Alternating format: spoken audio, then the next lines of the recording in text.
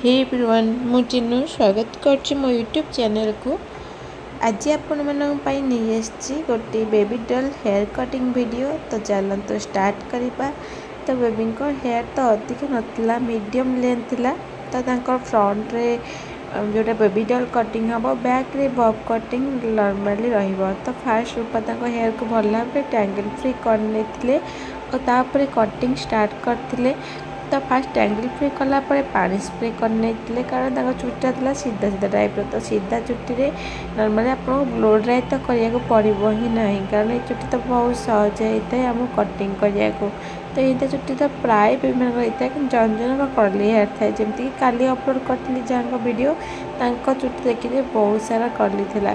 तो से टाइप चुटी आम फास्ट ब्लो ड्राई करद्वारा आम कटिंग करने सुविधा होता है। किंतु ये टाइप हेयर रे फास्ट आप कटिंग करें तापर आप ब्लो ड्राई करेंगे। तो भला पानी स्प्रे कला कटिंग स्टार्ट करते रूपा 0 डिग्री। तो 0 डिग्री पूरा हेयर को कम करते और तापर कटिंग स्टार्ट करते गाइडलाइन हिसाब से जी लेंथ दरकार से लेंथ रखी बाकी हेयर को कट करने। तो आप मैंने पूरा वीडियो बनी रुहतु और देखु हेयर कटिंग केमी हो बहुत इजी मेथड रे बहुत सहज उपर आपण मैंने बेबी डॉल कटिंग करें होम स्टाइल। तो होम स्टाइल भी करेंगे बहुत सहज रेतु आप जापर देखिले कि केते सहज उपाय आपण मैंने कटिंग टाक घरे भी करेंगे।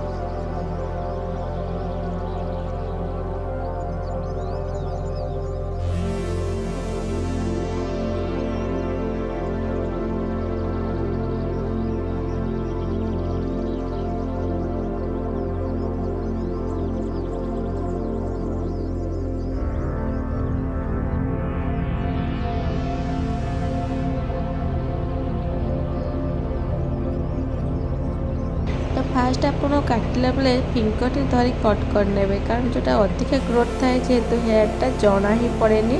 केते हेयर कटिबो केते हेयर रहिबो। तो से फिंगर धरिक डायरेक्ट काटे एमती यदि आप एमती रूपा काटुन देखते एमती यदि काटुन डायरेक्ट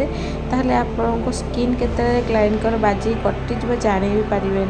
तो फास्ट सेमती काटी नेबे तापर आपको यही टाइप कटिंग कर। तो फास्ट एमती काटला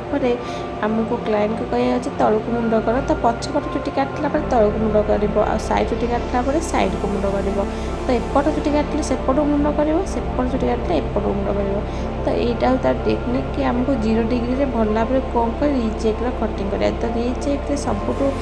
आम हैरान होता है कारण छोट पिला मुंड हल्ले दिखती आ बेले बेले छुआ कईची बाज जाए। तो प्राय टाइम तो आम ट्रिमर यूज करता जहाँ अधिका छोट लेंथ करार थाए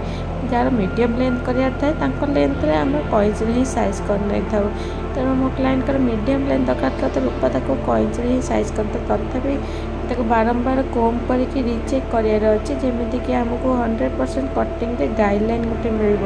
एक तो केते सुंदर लाइनिंग देखा तो ये लाइनिंगटा ही क्लाइंट को दरकार जोटा कि परफेक्टली कटिंग चारिकड़ सामान ही देखा जा दरकार जमी तो बढ़िया भाव में आप कोम करार अच्छे कटिंग करार तो बारंबार पिला तो मुंड हल्ले तो सेटा ही आपको कम बुझार अच्छे केते सहज पर आप काटिपारे तो धरिकी छोट पिला मुंड को तो बढ़िया भाव में काटि ने तो देखो तो केते बढ़िया भाव रूपा कट कर बारंबार रीचेक करने द्वारा केते सारा हेयर भी रही जाता बाहर जोटा कि आम फिंगर धरी काटला बेले बाहरी न था नॉर्मली जना पड़े न था कारण से फिंगर आम धरुचे तो 0 डिग्री हो न था आम परफेक्टली कटिंगटा कारण 0 डिग्री केमती हम आम फिंगर तो रही जाए तले ना छोट छोट जेहेतु 0 डिग्री परफेक्टली हो न था कम से कम 20 डिग्री पाखापाखि आम फिंगर रही जाए जोटा कि आम एमती कोम करला द्वारा बाहरी आसता है एक्सट्रा हेयर जहाँ सब थाए लास्ट लेंथ रे आमर बेक तला टाइप हाइट से तो बेसी चुटी रही जाए जोटा कि जना ही पड़े एमती कोम कले से परफेक्टली देखाई थाए तो देखिए तो केते शार्पली रूपा कट कर बहुत सुंदर भी देखा कटिंग केते बेकार हो जाता चुटी पूरा खराब ही हो जाता तो सब जगह चुटी पड़े आप रूपा साइज कर काटि नौ तो फास्ट रूपा भल भाव रीचेक कर कट करने फ्रंट कटिंग देखा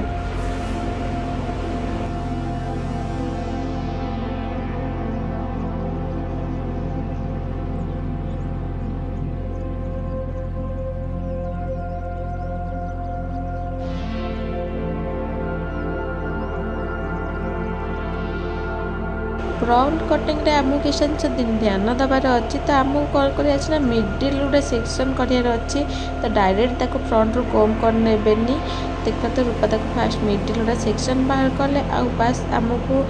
क्राउन एरिया तल एरिया हेयर जोटा क्राउन एरिया पाखर से एरिया जीतिक चुटी आम फ्रंट रू पूरा फ्रंट को कम करार अच्छे 0 डिग्री रे पास करार अच्छे लाइनिंग रे कटिंग तो लाइनिंग रे आम कटिंग करके भी आमर किसी हेयर लंग आउ शॉर्ट रही जाए जोटा कि आमको जना पड़े थे किंतु आम बारंबार यदि कोम करवा देखो तो रूपा कोम कले जोटा साइड हेयर सामना आसला तो छोट बड़ देखाला तो आमको एमती कोम कर आउ थे कट कर नबार अच्छी कारण यहाँ परफेक्टली जना पड़ न था जोटा कि पर बहुत असुंदर देखाई था और लाइनिंग भी परफेक्ट आसी न था तो आम भल भाव पूरा भल से रीचेक करार अच्छे तो रीचेक कर सारा फ्रंट हेयर तो आउ थे बैक रीचेक करने को जमा भूलें तो मैंने देखिए आम कटिंग पाखापाखि फिनिश हो जाए रूपा आउ थे बैक रे कर नौ रीचेक कारण आम जहाँ भी हो कि हेयर रही जाए